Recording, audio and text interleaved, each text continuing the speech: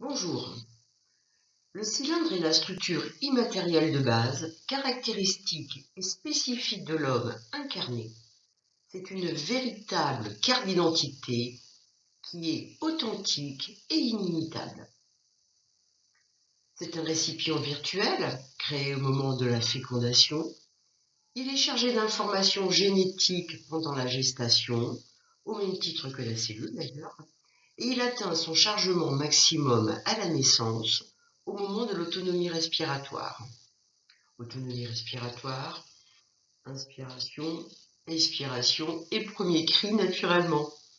Le cylindre accompagne l'homme toute sa vie. Il se sépare ensuite du corps dans les 5 jours qui suivent la mort. Nous en reparlerons un peu plus tard.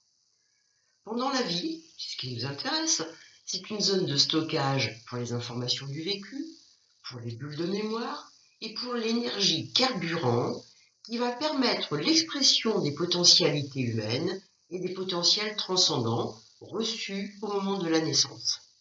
C'est un sas à pression variable et modulable via les chakras entre le périnée et la fontanelle et les centres lumineux, je le rappelle, entre les chevilles et le front. La technique du son 8 est une technique d'ajout de pression dans le cylindre par l'intermédiaire des chakras et des centres lumineux, qui sont en fait des valves, de véritables valves émettrices et réceptrices d'énergie sur le cylindre. Chez l'humain adulte, c'est un tube de diamètre de 10 à 12 cm, fermé aux deux extrémités, pendant l'expression des potentialités humaines, bref, pour une vie facilitée. Il est ouvert à au moins une des extrémités, en haut ou en bas, dans l'expression des potentiels transcendants, la vie avec un petit peu plus. La base se situe au niveau de la malléole interne du tibia, donc le cylindre n'est pas au contact du sol. Le haut est tronqué en oblique. Il s'arrête aux 2/3 du front et passe par l'angle occipital à l'arrière du crâne. Le cylindre n'est pas une structure rigide. Il accompagne l'homme dans ses différents mouvements. Vous êtes allongé, il est à la horizontale. Vous êtes debout, il est à la verticale. Vous êtes assis, il est plié. Attention, si vous avez les jambes croisées, les centres lumineux sur les jambes ne sont plus opérants. Donc il vous manque des moyens de connexion dans la première structure que vous ne pouvez plus décoder.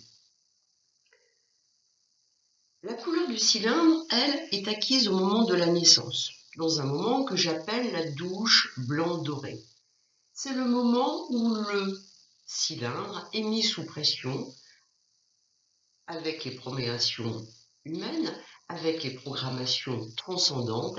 C'est aussi le moment où il se teinte donc d'une couleur. Cette couleur est influencée et déterminée par la programmation familiale si elle est prépondérante. On vous choisit dans un style de vie et dans une façon d'être. Tout au moins la famille vous choisit dans un style de vie et dans une façon d'être. Si l'influence de la famille, naturellement, est moins prépondérante, c'est la couleur énergétique de la région, la couleur de l'air du temps, le conscient et l'inconscient collectif qui vont prendre le relais et teinter le cylindre.